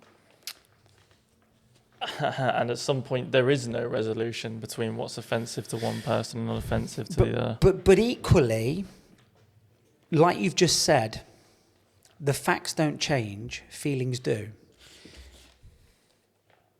What is offensive today may not be offensive in 10 years' time, because I can tell you something for nothing. Yeah. 50 years ago, things were being said and done that weren't deemed offensive then that may be deemed offensive now. Yeah. And I'm not getting into this, you know, we know what we're talking about. And has society moved on? 100%, of course it has, because everybody should have an equal opportunity at things.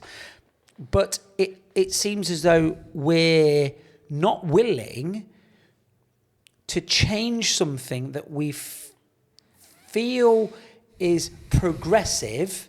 When we realise it's not working, we feel worried to change back or to go in a different direction. It's like, this is the agenda that's being pushed, and anything that we've put within this agenda, that's it now. That's sacred. We can't touch that now.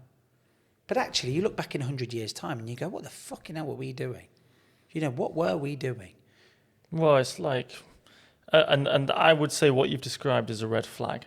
Yes. Because we were talking about the flat earth. If new evidence came out today that showed all science had been wrong in the past and the world was indeed flat, then you are absolutely right. Every scientist in the world would immediately change their view. All the textbooks would be rewritten. Yeah. Everybody would come on and say, do you know what, we were completely wrong.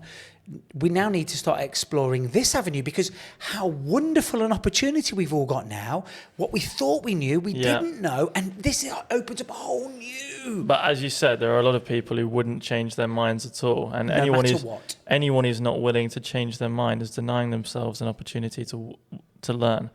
One of the criticisms that people who don't believe in science have is, well, science has been wrong before. Why should I believe in it? Yes. The answer is in the question. When the facts change, science changes its mind. What do? You see, people don't realise this, Jamie. You obviously realise this. When you come up with a hypothesis, you find as many ways as possible to disprove the hypothesis until you can no longer find a way of disproving it. And then you go, with the knowledge I now have, this seems the most likely truth. And do you know what we call it at that point? A theorem. A theorem. A theorem Correct. is not a conjecture that somebody has just come up with. It's not an idea. And most people think that scientists, they come up with an idea and then they gold stamp this idea, and it's like, this is it now, nobody can come near it. And the entire purpose of scientific method is to try and disprove something with the instruments and knowledge available at that given moment to disprove it. But they are constantly trying to disprove it. Well, take Stephen Hawking, for example. He wrote a thesis which disproved his PhD thesis and the reason that he is Dr. Stephen Hawking. But there was not a lost minute of sleep on that. They've done what they set out to do. They had an idea. Scientists don't try to prove something correct. they try to prove it incorrect until they can't prove it incorrect anymore, and then they leave it there until somebody else can either confirm everything they've done or find a way of disproving it. And I hate this idea when somebody says, yes, but the theory is only a theory. It's the theory of gravity. No. That doesn't mean that it's not true. It just means that it's there with the knowledge that we've got and the ability to try to disprove it, having failed so many times. But that's not to say that in 50 years' time we find a new star system that has a completely different gravitational field, and we've now decided that actually gravitons aren't true, but graviton plus minus XYZ might be true. And then we go down that route. And it's critical thinking, and I think that most people don't think like us.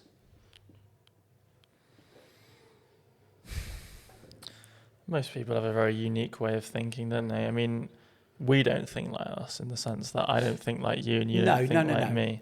But what I mean is, what's true about you and me is that you and me, if you and me get proved wrong on something, neither of us take it as a personal defeat. Absolutely right. One of the things I write about in my book is, I will not take a public stance on something. This is in my chapter about observational intelligence, unless I have heard one side of the argument in isolation, heard the other side of the argument, and then I have watched those two sides face off.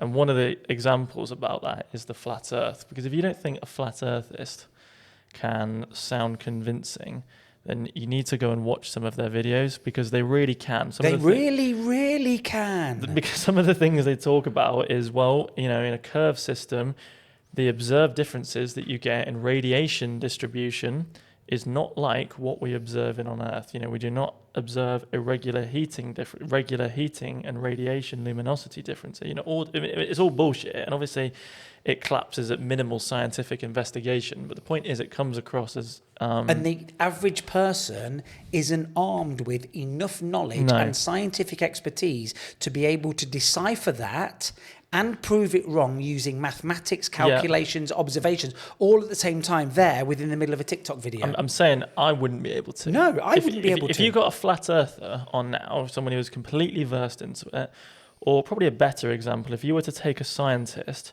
and you were like, right, I want you to argue with this person and try and make the audience convinced that the world is flat. Most people, and I was here arguing it from my perspective with everything I know, I can guarantee you my side would sound less convincing. So the second step is you watch the other side in isolation. And when you listen to a scientist, someone who has really studied and devoted their professional life to this, it becomes very quickly apparent that this is not just a mildly or an appearingly convincing display or performance.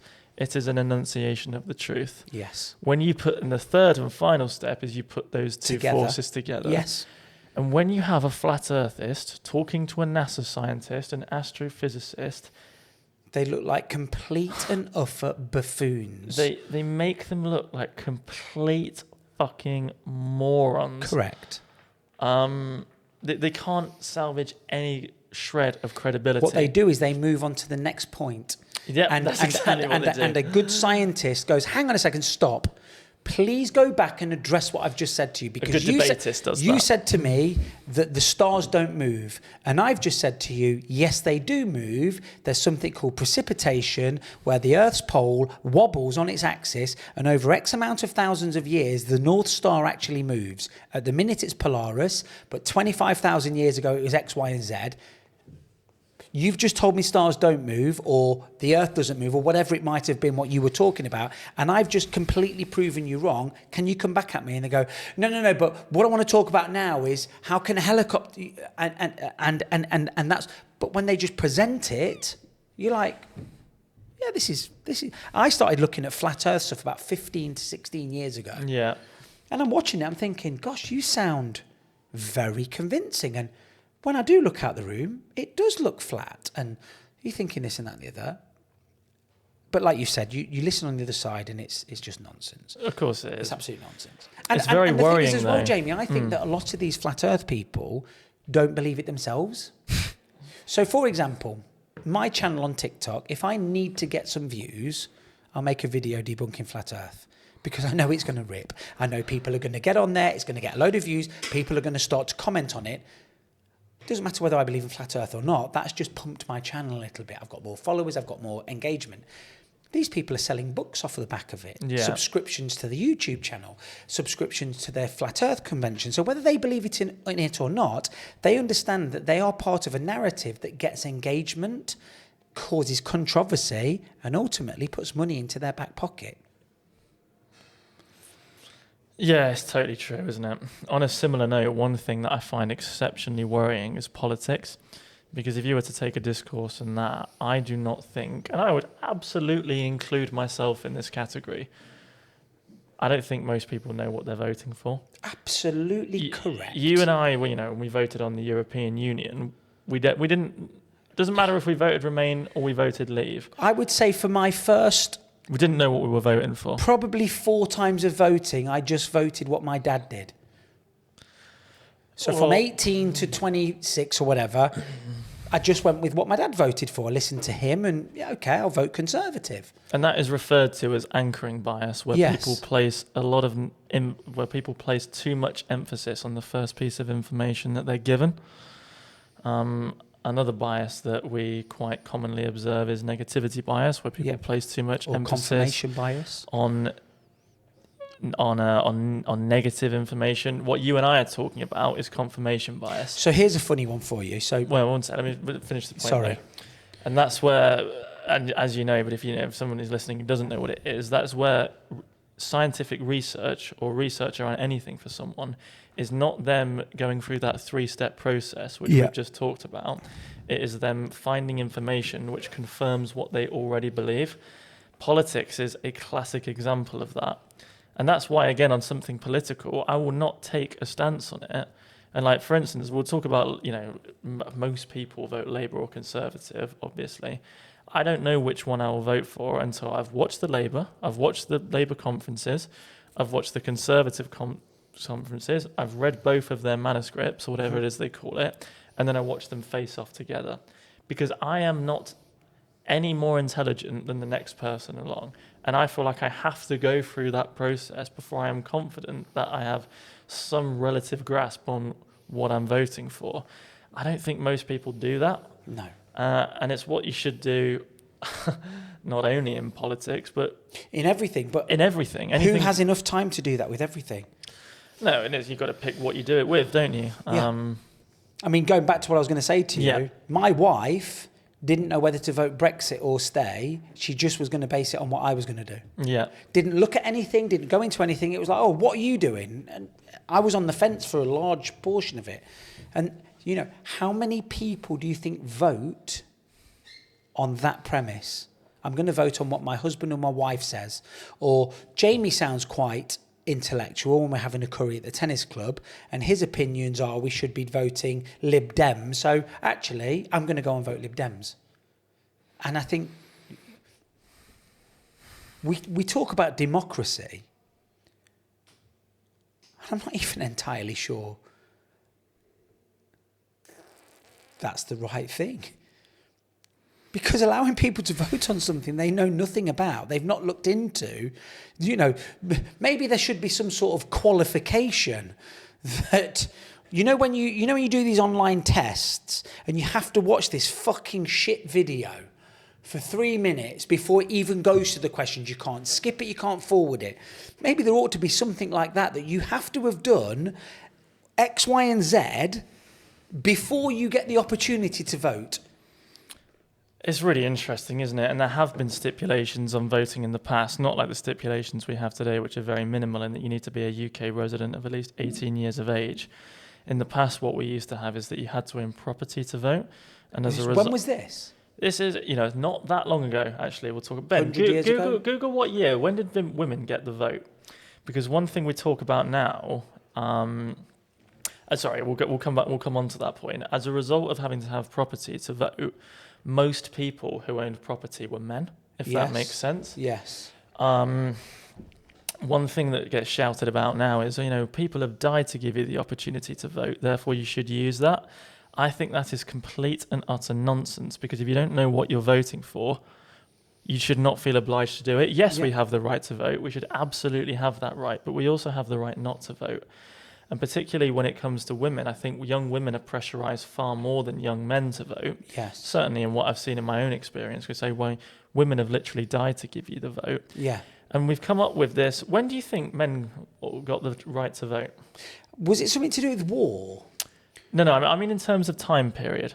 It was about 40. Only men got the right to vote about 40 years before women did. Okay. So if you look back in history, yes, women have been brutalised, but it was pretty awful for everyone. Certainly in the 19th century, people were living off about $1 a day. Yeah. That is poverty by any given standards. Yeah.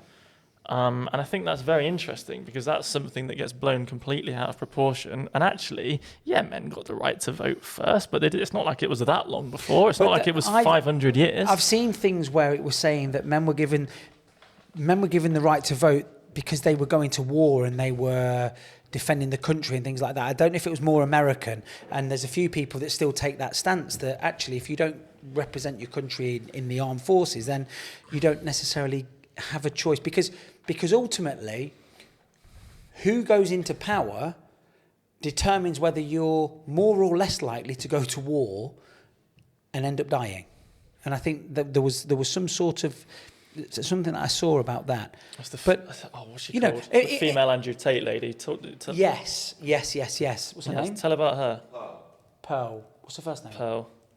We'll make the point about her, though, because it's very, very relevant. But the other thing was also that for most people, asking them who they want to vote for is the same as the NHS coming out and saying, right, we're going to put a vote. Do you think we should be using this medication to treat this or this one? Yeah. I want everybody to go out and vote. 99% of people will just pick one because they aren't interested in it. They're not intelligent enough to be able to decipher what it really means, me included. They can't be bothered with it. Me included. And probably in many ways, voting politics is even more important than choosing which drug to use. Yeah, it's very interesting, isn't it? Yeah. One of the arguments that I don't particularly like, and one of the counterpoints I would put forward to that lady who believes that only men. If I'm correct, the narrative is that she believes is that only men should be able to vote when it comes to war matters, because most people who die in war are men. It wasn't so much that it mattered him, it was war. What was it? It was something like that. She believed, or it used to be a case of only men were voting because they were the only ones in the army and going to war. So they then had a better say on how society should be led, because ultimately at the top of that society, of the leaders of society, they were the ones that were determining whether it was war, whether it was peace. And I don't want to be going and leaving my family and dying, so I'm going to probably vote for the ones that I think are least likely to send my country to war. And I don't know whether there's any truth in that or not. I mean, there certainly seems to be some sort of merit in the argument, doesn't it? But the counterpoint I would put to it, how many politicians in World War II went to war? Yes, they were men, but do they represent the whole... Do they represent men as a whole hierarchical structure? I would strongly suggest not. The men who are voting are not the men who are dying in war anyway. And that's the most obvious counterpoint. No, the men that were voting were normal men. No, sorry. What I mean is the men... you're absolutely right. The men who were making the decisions were not the ones. Yes. And that's what we're talking about. But if you're voting... So if you're voting for... Okay, we're going to play devil's advocate totally here. If you're in the armed forces and your choices are Kim Jong-un or Mother Teresa to run your country, there's a chance that Kim Jong-un may have more likelihood of taking your country to war thus meaning you go to war and have a chance of dying, than Mother Teresa, because she might go down the routes of more diplomatic ways and this, that and the other. So I think in a very crude way... That really would be Republicans and It Democrats. really would be, wouldn't it? It really would be. And I don't think we have that contrast of political parties now. Absolutely right. Yes. And I think it's all merged into Is it one really now. a democracy? But I think ultimately, if you take it back to the fucking Dark Ages, the 1066 and whatnot, am I going to vote for William the Conqueror to be the King of England, or such and such? Well, William the Conqueror has already taken over this. He's got vast armies with him. People are less likely to go to war with us if he's the king than if this newcomer on the block.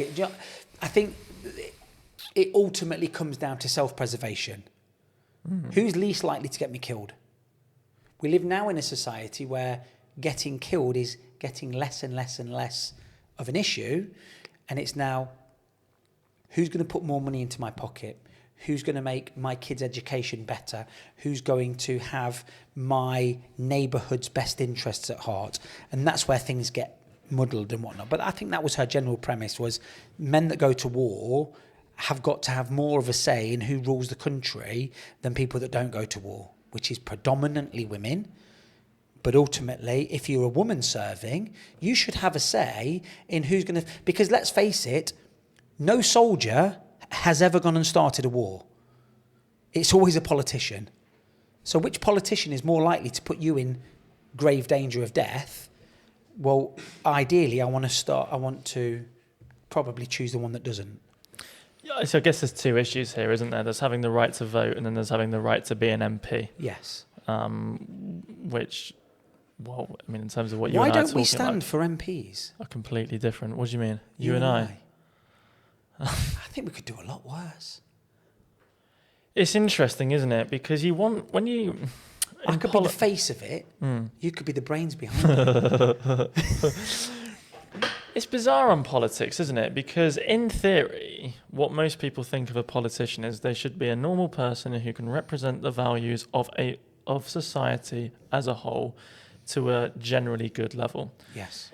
I don't think most politicians are that, but I don't think I think that might be true by definition, because most normal people do not want to be a politician, if that makes sense. So we have to ask ourselves, is normal actually the right thing?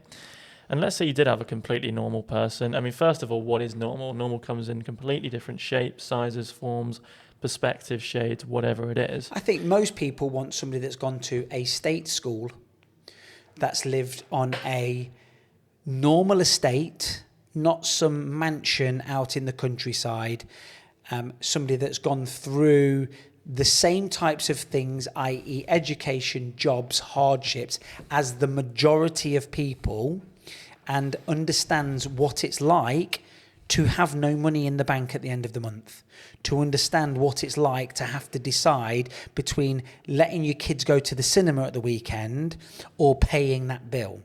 And I think the issue is now with most politicians, very few of them understand that side of life. And that side of life, certainly today, is most people. Yeah, I mean, you've raised a valid point. There could probably be a book in itself if we were to discuss it. What I was saying is that the process of becoming a politician, you and I both know a lad from the tennis club who seems to be going down that route. Yes.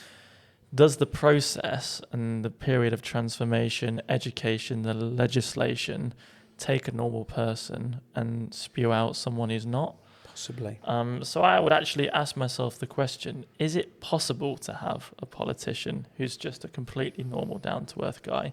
Yes, of course it is, but realistically, is that what you're going to end up with? You know, the answer to that, admittedly for not being, for being a complete layperson on this topic, but the answer is not immediately obvious to me. No, and it's a little bit like the discussion we had the other week about, does the process of becoming a doctor attract certain types of people? Because the emphasis is put on retention of knowledge, regurgitation of that knowledge, not necessarily doing it in a social way. And equally, does it attract the right people. So you're probably right. So in that case, it's the system that's probably wrong. But then it brings me on to another thing that I was discussing with Charlotte earlier. Can I tell you something before you go to that about Yeah. the doctor? Yeah. It's actually one of the reasons that I do feel quite limited by medicine. Yeah. I don't feel that creative thought is encouraged. No. And I'll give you an example about that at some point, maybe off camera, I'm not sure. But what you're saying is absolutely the case. It does feel like you are trained to follow a treatment algorithm. Yes. And that's certainly one reason, in a way, why I feel a little bit hemmed in about it. But I think I'm unusual in the sense that I've gone to medical school, and in terms of my values as a person, I mean, I still feel like the same person, and I think you've said this to me. You don't feel like I've been indoctrinated one bit. No. I don't feel like you've been indoctrinated in any way, because somebody that's not indoctrinated into the medical profession or the political landscape can easily then become indoctrinated into the conspiracy theorist type people or the anti-this type thing. And you are just very, very central and very open-minded. And I think that's a great thing. My question would be, there might be an awful lot that start out like that, which then leads me on to the next question. Exactly what we said. At what point, at what monetary value does your integrity stop? So what's the craziest thing you would do for £10? Would you pick up a piece of dog shit? Can't put that on social media. Would you pick a piece of dog shit up for 10 quid? Yeah. Yeah? What would you do for 100 quid? Would you chuck that piece of dog shit at someone that you didn't like? On camera. 10 grand. I feel obliged 10 to say grand. no. 10 grand. Would you chuck it at someone? 10 grand 10 for throwing grand. a bit of poo. Yeah. You're going to have to ask me 100 grand. You're going to have to ask 100 grand. Would you chuck some poo at someone? You're going to have to ask I me would off do camera. it. Would you eat that dog poo in a sandwich for £1 million? Would you eat it?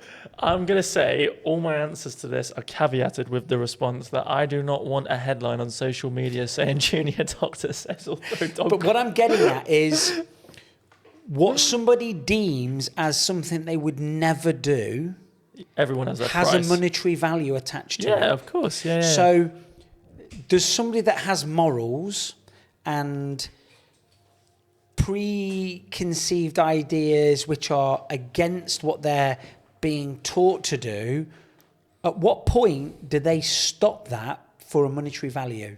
Is it 100 grand a year? Is it 300 grand a year? And is that then compounded by the fact that actually we now know that they've got debts and they need to pay that car? And this is why I say to people, this is why I absolutely say to you young people that are watching this right now, if you are under the age of 25, do not get a fucking credit card or a loan or anything like that, a house, because you are then, are stuck in earning money to service that debt.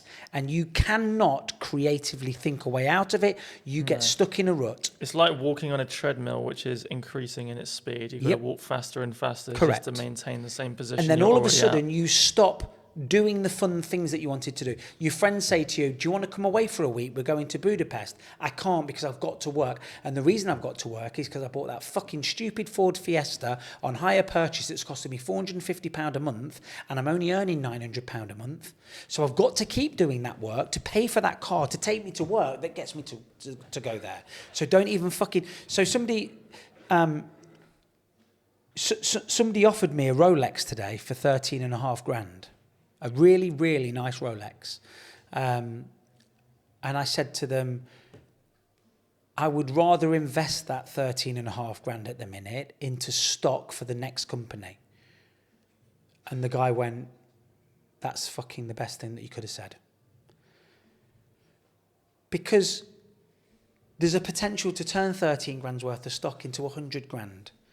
I ain't turning a 13.5 grand watch in, but the ego in me wants the watch, and I want to walk into the bar with the nice watch on and how's it going, boys? You know, yeah, I get that, but I'm 45 years old now and I've never really been that.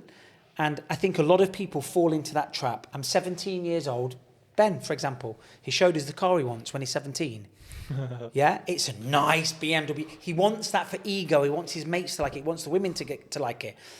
But if he was having to fund that himself by working in McDonald's, I would say absolutely don't do it. Now, the fact that he might have money saved up or inheritance from somewhere that allows him to buy that, if it's not going to dig him a hole that he has to then service, go for it. Stroke your ego while you're 17 and 18. You'll realise that you get more birds by being funny and interesting than you do from having a nice car. Having a big cock and knowing what to do with it is also a feather in your cap. But they're lessons that you've got to learn, aren't they? But don't get into a financial hole, and that, I think, is what a lot of people end up doing. Yeah, they go down 100%. that route. They've earned, we know a doctor, don't we? Personally, that earns a lot of money, And then that spends a lot of money, I know.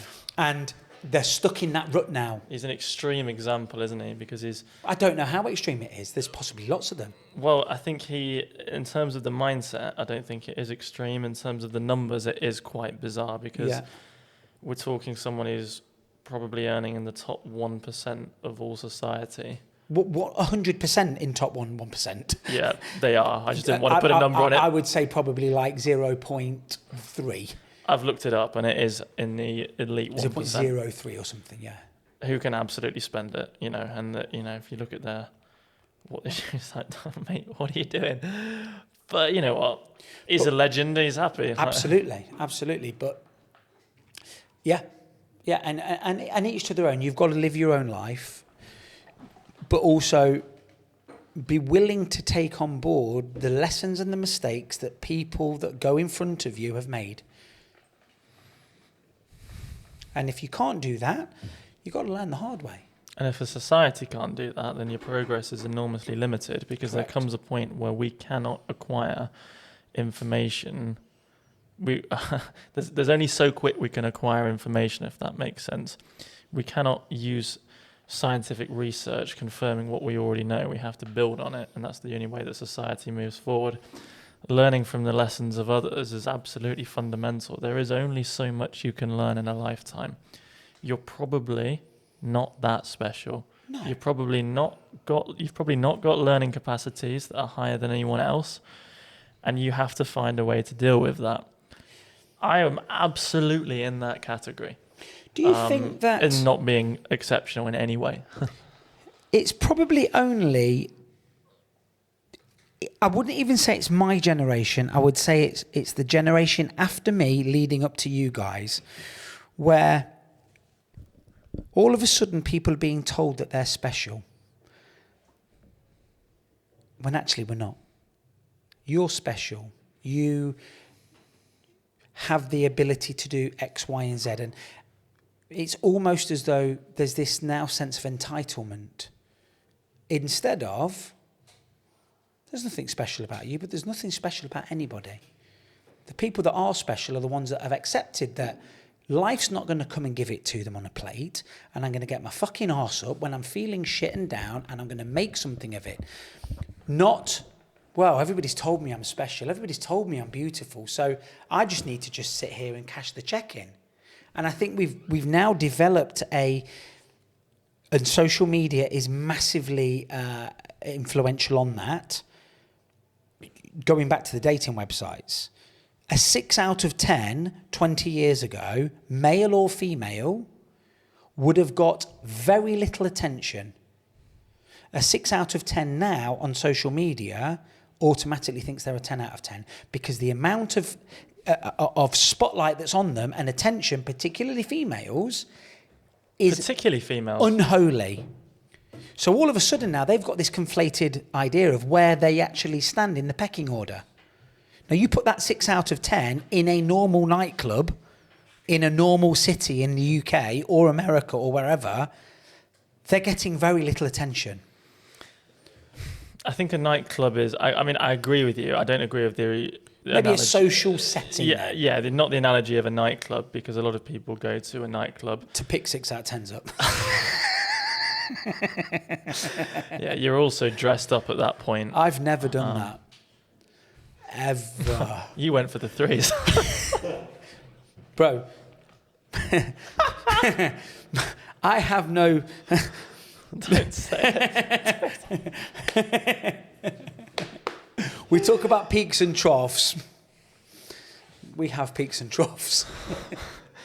It's interesting the point that you made, because I believe that a child becomes a man at the moment they realise that no one is coming to save them. Yep. Here's one for you on that same a quote. A man has 2 lives. The second one starts when he realises he only has one. Yeah, it's interesting, isn't it? What was I saying? A boy becomes a man when he realises nobody's coming to save them. And at that point, people have a choice with how they react. One of the main ways in which people find value is adopting responsibility. So, for instance, I definitely get value with what I do by being a medic. Ben's just fallen off the chair. It does give you You're right. He's bleeding. Call an ambulance. Something that is very related into anxiety, which is something that you and I talk about a lot because it's such a big issue. Anxiety is precipitated in a lot of cases by aimlessness. Yeah. And I'll give you an example for that. You must have been late for work at some point, or Yeah. late at driving at some point. Yes. When do you feel most anxious? When you're driving on the motorway, or when you're stuck in the traffic light? When you're stuck. When you're not moving Not being forward. able to move, yes. When you're not moving forward. And the same in a queue at the theme park or a queue at the supermarket. If you're moving slowly, even if the queue's an hour long, you feel far better than if you're not moving at all. Yeah. Even though it might be nothing, and then Correct. bang, it goes. One thing that people find incredibly empowering and that genuinely does help people with anxiety is the adoption of responsibility. And it can be that the more responsibility you undertake, the more value that your life has. But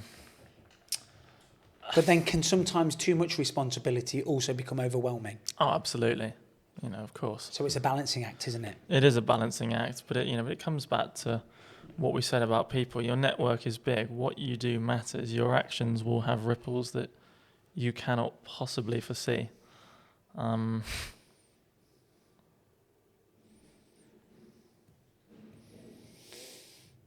Mr. Moncrief, I think you better go. Ben? What are you laughing at?